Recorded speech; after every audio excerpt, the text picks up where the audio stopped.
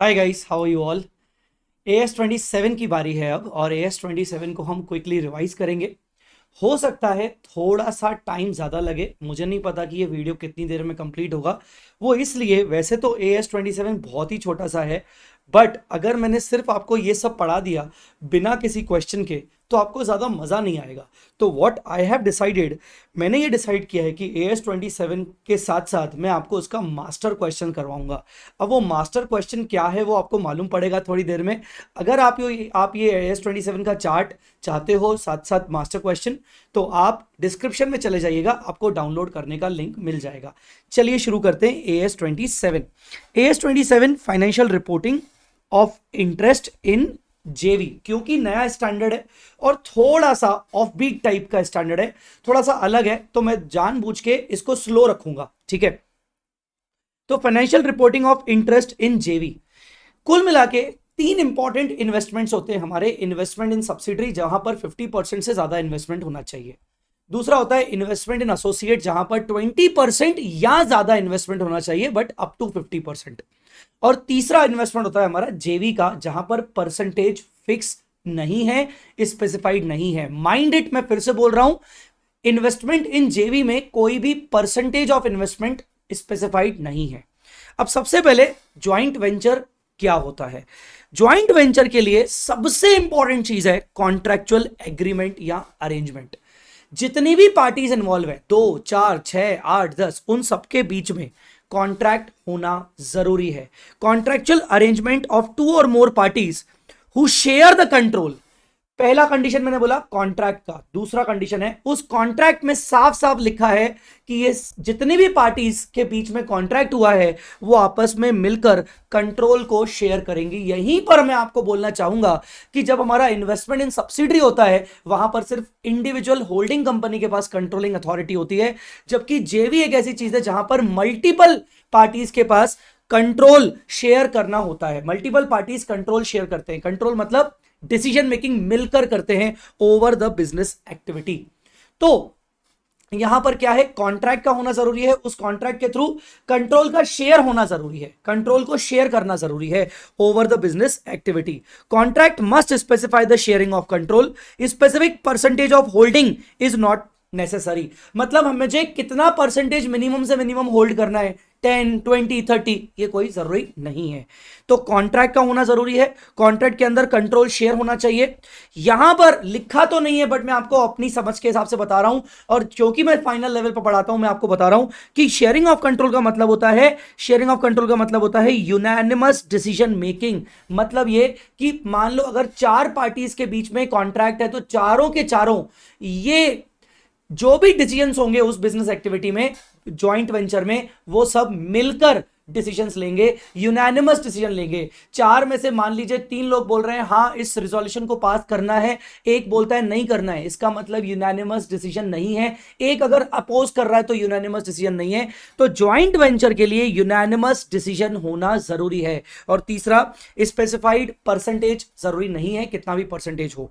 अब मैं आपको यहां पर एक ऐसी इंपॉर्टेंट बात बताने वाला हूं जो एक्चुअली में आपने शायद पहले ध्यान नहीं दी होगी, भले आपने शायद मुझसे ही क्यों ना पढ़ा हो, शायद आप भूल गए होंगे। मैं आपको जो बता रहा हूं वो ध्यान से सुनिएगा। जेवी, मान लीजिए 4 पार्टीज हैं, ए, मिस्टर ए, अब मिस्टर ए भी हो सकते हैं या फिर ए लिमिटेड भी हो सकता है, ठीक है।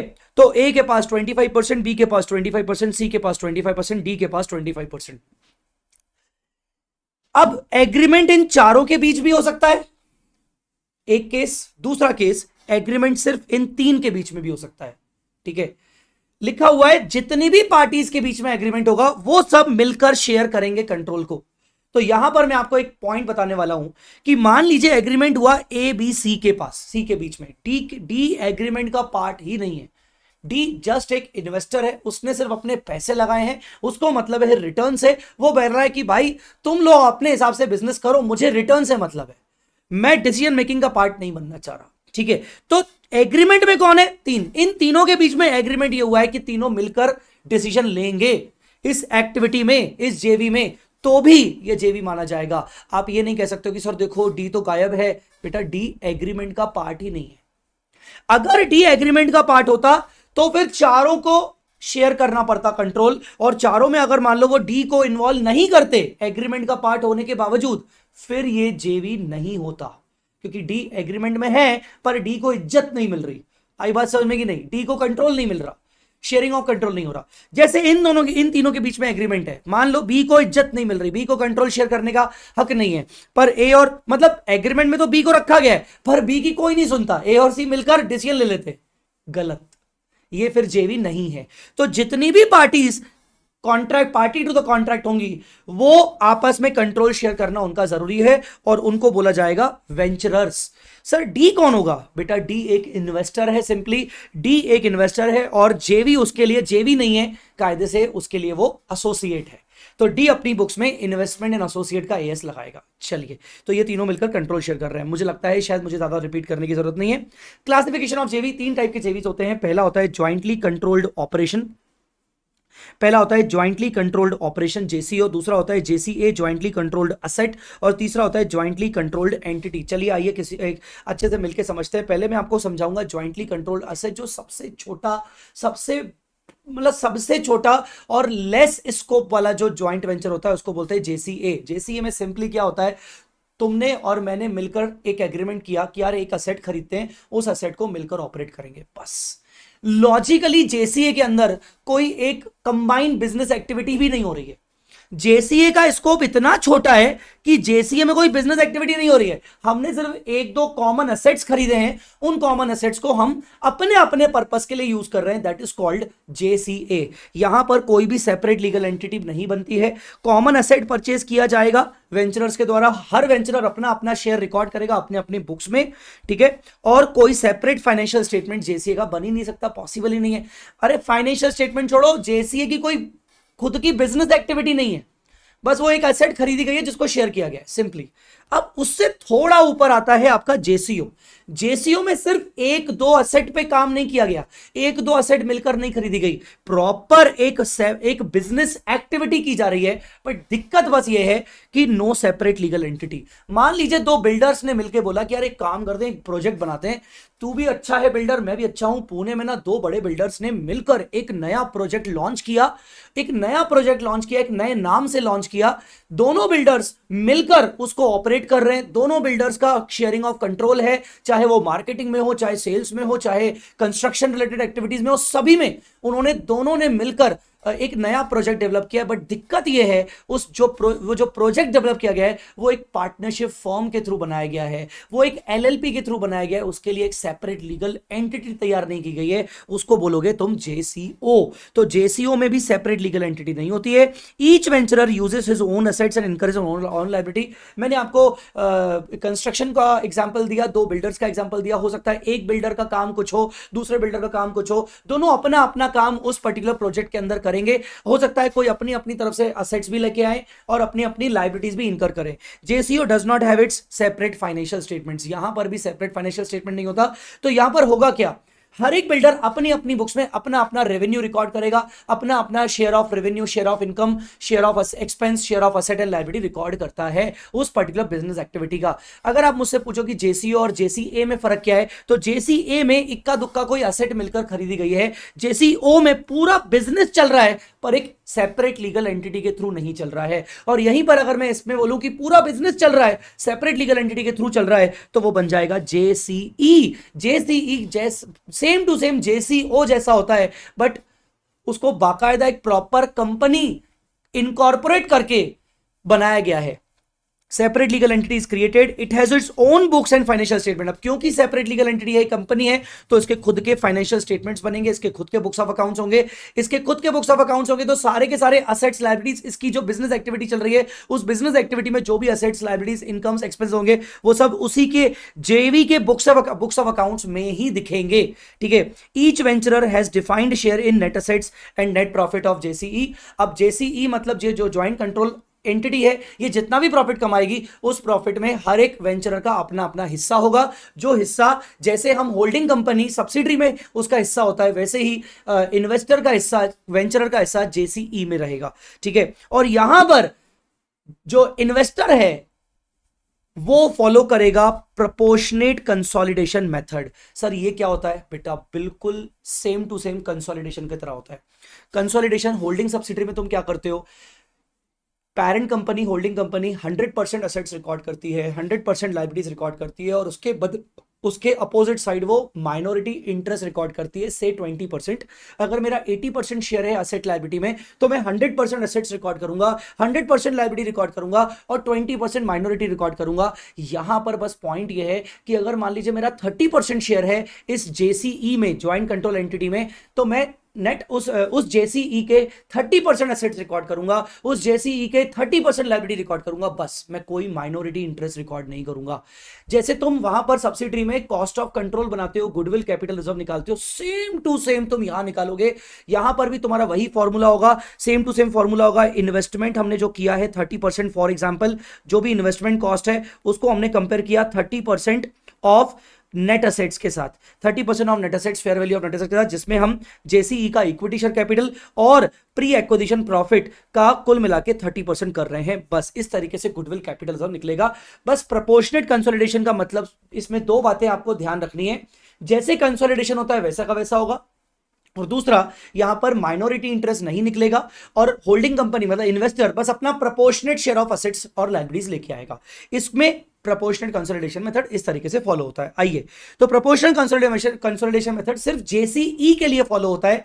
अगर बात करें जेसीए में, तो बस यहां पर एक दो असेट है, अपना अपना शेयर रिकॉर्ड कर लिया। जेसीओ में भी असेट, लायबिलिटी, इनकम, एक्सपेंस का अपना अपना शेयर अपनी अपनी बुक्स में रिकॉर्ड कर लिया।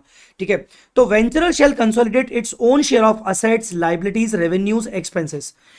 जैसे हम कंसोलिडेट बैलेंस शीट और पी&एल बनाते हैं वैसे का वैसे बनेगा, बस अपना शेयर लेके आना है, अपना शेयर लेके आना है। आई बात समझ में कि नहीं? जैसे तुम होल्डिंग सब्सिडरी में कंसोलिडेट पी&एल भी जब बनाते हो, तो तुम सब्सिडरी का रेवेन्यू 100% लेके आते हो, सब्सिडरी का इनकम एक्सपेंस 100% लेके आते हो, और नीचे तुम दिखाते हो प्रॉफिट एट्रीब्यूटेबल टू माइनॉरिटी। इसमें तुम्हें ऐसा नहीं करना है, तुम्हें उसके जेवी के रेवेन्यू का 30% लेके आना है, जेवी के एक्सपेंस का 30% लेके आना है, that's it.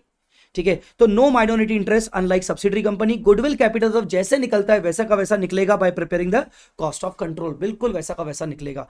Last but not the least, यहां पर ट्रांजैक्शंस बिटवीन वेंचरर एंड जेवी, मान लीजिए वेंचरर एंड जेवी के बीच में ट्रांजैक्शंस हो रहे हैं। फॉर एग्जांपल ए और बी मिलकर इन्होंने एक जेवी ओपन किया। अब मान लो ए लिमिटेड जेवी को गुड्स बेच रहा है या जेवी बी को गुड्स बेच रही है, तो अगर ये ट्रांजैक्शन आपस में हो रहे हैं तो बस इसमें आपको ध्यान रखना है। तो ध्यान से सोचो, अगर ए लिमिटेड जेवी को बेच रहा है तो logically A limited A B को बेच रहा है, तो ए लिमिटेड ए बी को बेच रहा है, तो बेसिकली वो जेवी से अगर कमा रहा है तो आधा तो वो खुद से कमा रहा है। तो यहां पर जो भी ट्रांजैक्शंस जेवी और वेंचरर के बीच में होंगे, तो वेंचरर अपने खुद के शेयर ऑफ प्रॉफिट को रिकॉर्ड नहीं करेगा, क्योंकि वो खुद से कमाए हुए प्रॉफिट को कैसे रिकॉर्ड कर सकता है। तो venturer shall not record it's own share of profit और लॉस मेड फ्रॉम और मेड थ्रू जेवी। तो बेसिकली वेंचरर अपने शेयर का प्रॉफिट रिकॉर्ड नहीं करेगा। जैसे ए ने ए बी को बेचा, तो उसने लॉजिकली ए से और बी से कमाया, तो ए ने जो ए से कमाया वो रिकॉर्ड नहीं होगा, पर ए ने जो बी से कमाया वो रिकॉर्ड होगा। ठीक है, own share of loss can be recognized only when there is a reduction to the NRV of goods and there is an impairment. Profit तो बिल्कुल भी रिकॉग्नाइज नहीं करेंगे। क्या अपने शेयर का लॉस रिकॉर्ड कर सकते हैं? अगर लॉस तभी रिकॉर्ड करेंगे जब एक्चुअल दिख रहा है कि रिडक्शन हुआ है गुड्स की एनआरवी में या फिर इंपेयरमेंट हुआ है असेट्स में, तो रिकॉर्ड करेंगे। Assets, inventories purchase and recorded by venturer shall exclude its own share of profit, तो अपना शेयर ऑफ प्रॉफिट उसमें एक्सक्लूड किया जाएगा। बस ये बस इतना सा पॉइंट है, ज्यादा इंपॉर्टेंट नहीं है, ध्यान रखिएगा। थियोरेटिकली या फिर एमसीक्यू के लिए इंपॉर्टेंट हो सकता है। बस बेटा इतना ही था आपका AS 27 financial reporting of interest in जेवी। बट आपको मजा तब आएगा जब मैं आपको एक मास्टर क्वेश्चन करवाऊंगा। अब ये मास्टर क्वेश्चन क्या है, ध्यान से देखिए, और मैं बताता हूं कि वो मैं आपको क्यों करवाना चाह रहा हूं। मास्टर क्वेश्चन है, मैंने अपने किताब में डाला हुआ है। होल्डिंग कंपनी है, उसकी एक सब्सिडरी है, और होल्डिंग ने एक जेवी में भी इन्वेस्टमेंट किया है, और होल्डिंग ने एक एसोसिएट में भी इन्वेस्टमेंट किया है। ठीक है, मैं आज का जो जिस दिन मैं ये वीडियो रिकॉर्ड कर रहा हूं उस दिन सीए फाइनल एफआर का पेपर हो चुका है, और मैंने एफआर का जब रिव्यू किया पेपर में, तो मैंने एफआर के पेपर में मैंने बताया कि भाई पहला जो क्वेश्चन आया था उसमें कंसोलिडेशन का ही क्वेश्चन आया था, जिसमें होल्डिंग, सब्सिडरी और एसोसिएट थे। ठीक है, अब वो मेरा वीडियो कुछ इंटर वाले बच्चों ने देख लिया, और वो जब इंटर वाले बच्चों ने देखा तो इंटर वाले बच्चों के कमेंट्स आने लगे कि सर फाइनल में पहली बार ऐसा क्वेश्चन आया है जहां होल्डिंग सब्सिडरी के साथ एसोसिएट है, मतलब आपको कंसोलिडेशन भी करना है और इक्विटी मेथड भी लगाना है, तो सर ऐसा इंटर में आने के चांसेस तो नहीं है। तो मैंने सोचा ठीक है, इस बहाने मैं उन बच्चों को करवा देता हूं क्वेश्चन। अब ऐसा नहीं कि मैं कोई अपनी हीरोगिरी दिखा रहा हूं। अगर आपको लगता है कि नहीं यहां से सुनना बेकार है, बस हमारा हो चुका है, तो यहीं पर बंद कर देना वीडियो, कोई बात नहीं। पर मैं आपको बता दूं ये पर्टिकुलर क्वेश्चन मैंने अपनी क्लास में भी करवाया था। जब मैं AS27 करवा रहा था, मेरा यूट्यूब पे अवेलेबल है पूरा AS27 का वीडियो, लॉन्ग वीडियो, तो मैंने ये क्वेश्चन करवाया था, बस मैंने उसको लिखवाया था। अब मेरा प्रिंटेड फॉर्म में है, तो मैं आपको करवाने की कोशिश करूंगा। 10 मिनट लूंगा, 10 मिनट में आपको समझ में आ जाएगा कि कुछ भी नहीं है बेटा क्वेश्चन में। और सही बात है, तैयारी करके जाने में क्या प्रॉब्लम है। तो एक होल्डिंग कंपनी है, सब्सिडरी है उसकी, जेवी है उसकी, एसोसिएट है। अब आप ध्यान से देखिए, होल्डिंग कंपनी का 80% इन्वेस्टमेंट है सब्सिडरी में, होल्डिंग कंपनी का इन्वेस्टमेंट 50% जेवी में है, होल्डिंग कंपनी का इन्वेस्टमेंट 30% एसोसिएट में है। तो ये तीनों के तीनों इन्वेस्टमेंट होल्डिंग कंपनी ने करके रखे हैं रिस्पेक्टिव कंपनीज में। अब देखो अल्टीमेटली हमें सब्सिडरी कंपनी के ऊपर प्रॉपर कंसोलिडेशन अप्लाई करूंगा, अलग तरीके जैसे करते हैं सेपरेटली। जेवी के ऊपर मैं प्रोपोर्शनेट कंसोलिडेशन करूंगा। जेवी मान लो सेपरेट लीगल एंटिटी है, जेसीई है, मैं उसके ऊपर प्रोपोर्शनेट कंसोलिडेशन करूंगा, एमआई नहीं निकालूंगा। और एसोसिएट का बेटा मैं कंसोलिडेशन नहीं करूंगा। एसोसिएट का जो 160 का इन्वेस्टमेंट है मैं उसको इक्विटी मेथड लगाऊंगा, बस यही करना है। तो सबसे पहले बात करते हैं सब्सिडरी की। अच्छा, सारे के सारे एक्विजिशन किस दिन किए गए? 1 जुलाई को किए गए। बैलेंस शीट डेट क्या है? बैलेंस शीट डेट है 31 मार्च 24। और opening balance of reserve and surplus इन सबका दिया हुआ है, रिजर्व एंड सरप्लस सब्सिडरी का, जेवी का और एसोसिएट का। अब आपको बोला गया कि आप कंसोलिडेशन करिए। जहां तक बात है सबसे पहले सब्सिडरी की, तो आपको बहुत अच्छे से पता है कि सब्सिडरी में हम सबसे पहले क्या बनाते हैं? एओपी बनाते हैं। इसका ओपनिंग बैलेंस है 480 और क्लोजिंग बैलेंस है 750। बेटा 750 है, वो एक्चुअली एक जीरो रह गया है, तो 480 ठीक है और 750 और बीच का अमाउंट आ गया 270। क्योंकि डेट ऑफ एक्विजिशन 1 जुलाई है तो आपने अकॉर्डिंगली टाइम एडजस्टमेंट कर लिया, ठीक है ना, आपने अकॉर्डिंग टाइम एडजस्टमेंट कर लिया और उसके अकॉर्डिंग नॉर्मल प्रॉफिट्स आ गए। नॉर्मल प्रॉफिट्स आ गए, उसको आपने बांट दिया 80% और 20% में। आगे की स्टेप्स आपको सबको पता है कि फिर हम माइनॉरिटी इंटरेस्ट बनाएंगे और सब्सिडरी का जो भी इक्विटी कैपिटल है उसका 20% लेंगे 8 लाख का, और उसके बाद उसके जो प्रॉफिट्स हैं यहां पर उसके प्रॉफिट्स मतलब क्या बोलते हैं 109 और 40,500 ये भी ले लेंगे, माइनॉरिटी आ जाएगा। जहां तक बात करें कॉस्ट ऑफ कंट्रोल की, तो कॉस्ट ऑफ कंट्रोल में हमने बोला कि भाई इन्वेस्टमेंट हमने 11 लाख का किया है, तो 11 लाख का इन्वेस्टमेंट, प्रोपोर्शनेट नेट एसेट्स में इक्विटी कैपिटल 80% और जो प्री एक्विजिशन प्रॉफिट आ रहा है 438 वो ले लिया, तो आ गया ये 22,000। अब अगर ये हमने सब्सिडरी को सॉल्व कर दिया। सर अभी हमने एक बात अभी और नहीं निकाली, कंसोलिडेटेड रिजर्व्स एंड सरप्लस। तो कंसोलिडेटेड रिजर्व एंड सरप्लस में कौन सा वाला बैलेंस जाएगा? 162 का बैलेंस जाएगा। होल्डिंग कंपनी का रिजर्व एंड सरप्लस दिया हुआ है 9 लाख, तो ध्यान से नीचे अगर आप जाओगे तो नीचे आप ध्यान से देखिए, ये आपका 9 लाख भी आ गया, ये आपका 162 का सब्सिडरी से जो पोस्ट एक्विजिशन प्रॉफिट है वो भी आ गया। अब आप क्या करोगे? अब आप जेवी का करोगे। ये आपका हो गया था पहला सब्सिडरी का, अब आते हैं दूसरा जेवी का। जेवी में आप प्रोपोर्शनेट कंसोलिडेशन करते हो तो एज इट इज एओपी बनाओगे। एओपी बनाओगे तो ओपनिंग प्रॉफिट कितना है? ओपनिंग प्रॉफिट 150 है, क्लोजिंग प्रॉफिट कितना है? 450 है। तो ध्यान से देखिए, आपका ओपनिंग 150 है, क्लोजिंग 450 है, तो बीच का प्रॉफिट 3 लाख आ गया। क्योंकि डेट ऑफ एक्विजिशन 1 जुलाई की, तो टाइम एडजस्टमेंट होगा।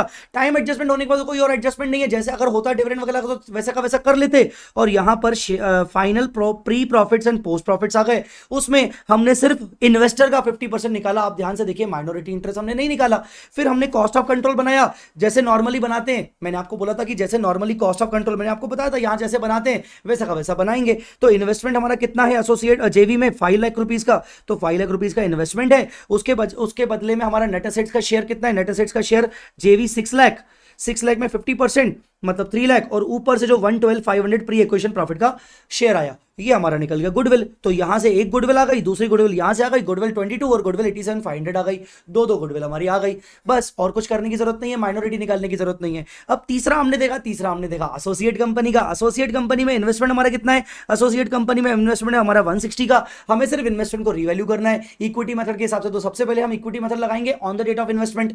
On the date of investment के लिए हमें सबसे पहले एनालिसिस ऑफ प्रॉफिट बनाना पड़ेगा, बिकॉज इन्वेस्टमेंट डेट आपकी 1 जुलाई की और 1 जुलाई की हमें नेट एसेट्स चाहिए। तो हमने क्या किया? हमने रिजर्व्स एंड सरप्लस देखा 3 लाख और ओपनिंग रिजर्व देखा 120। तो ध्यान से देखिए 120, 3 लाख और हमारा आ गया 180। इसके हिसाब से हमने टाइम एडजस्टमेंट किया। टाइम एडजस्टमेंट करके हमारा फाइनली प्रॉफिट एज ऑन 1 जुलाई आ गया 165। अब आप ध्यान से देखिए, जब आप इक्विटी मेथड लगाओगे तो आपका इन्वेस्टमेंट का कॉस्ट है 160, उसको आप कंपेयर करोगे प्रोपोर्शनेट नेट एसेट से, तो 30% ऑफ नेट एसेट्स मतलब इक्विटी कैपिटल कितने थे? इक्विटी कैपिटल था बेटा 5 लाख। बेटा ये जीरो शायद थोड़ा सा गड़बड़ हो गया, 5 लाख का इक्विटी कैपिटल था और 165 का प्री एक्विजिशन प्रॉफिट था, तो कुल मिला के उस दिन का नेट एसेट्स हो गया 665, जिसका 30% शेयर हमने निकाला, जिसका 30% हमने शेयर निकाला, तो ये आ गया 665 का 30%, मतलब ये हो गया 1,99,000। हाँ ये लिखा तो हुआ है, ये लिखा हुआ है 1,99,500, जबकि इन्वेस्टमेंट है 160 का। इसका मतलब इन्वेस्टमेंट की वैल्यू बढ़नी चाहिए, 39,500 का कैपिटल रिजर्व आ गया,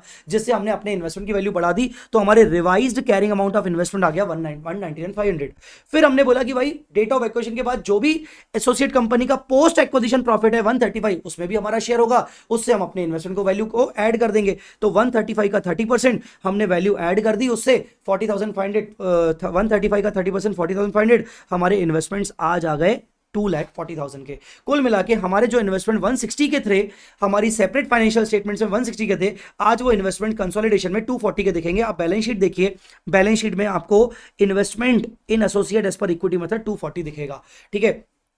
अब जो इन्वेस्टमेंट 160 पे था, अब वो 240 पे आ गया, तो लॉजिकली 160 से 240 तक आते आते रिजर्व्स एंड सरप्लस का भी तो इफेक्ट आएगा। सेकंड इफेक्ट कहां कहां बढ़ेगा, एक तो 39,500 आपका कैपिटल रिजर्व में जाएगा, तो ध्यान से देखिए, अलग से कैपिटल रिजर्व में आपको दिखा देता हूं, ये देखिए कैपिटल रिजर्व आपको दिख गया अलग से, ठीक है। और दूसरा जो इफेक्ट आया पोस्ट एक्विजिशन शेयर में, शेयर ऑफ प्रॉफिट को इन्वेस्टमेंट में ऐड करने से हमारा कंसोलिडेटेड रिजर्व एंड सरप्लस बढ़ जाएगा 40,500 से, तो 40,500 हमारा वहां चला गया।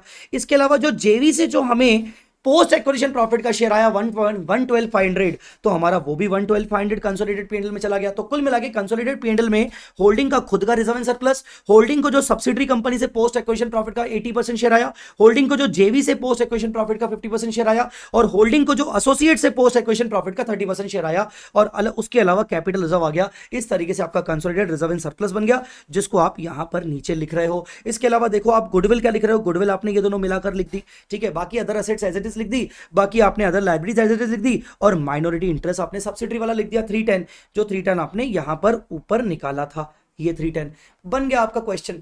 तो ये क्वेश्चन मैं आपको इसीलिए करवा रहा हूं ताकि आपको एक ओवरव्यू लग जाए कि अगर मान लो क्वेश्चन में होल्डिंग सब्सिडरी एसोसिएट दे भी दिया, तो आपको इन तीनों को अलग अलग जैसे नॉर्मली सॉल्व करते हो, नॉर्मली सॉल्व करके बस बैलेंस शीट सिंगल बनानी है, और कंसोलिडेटेड प्रॉफिट एंड लॉस बस सिंगल कंबाइन करके सिंगल करके बनाना है।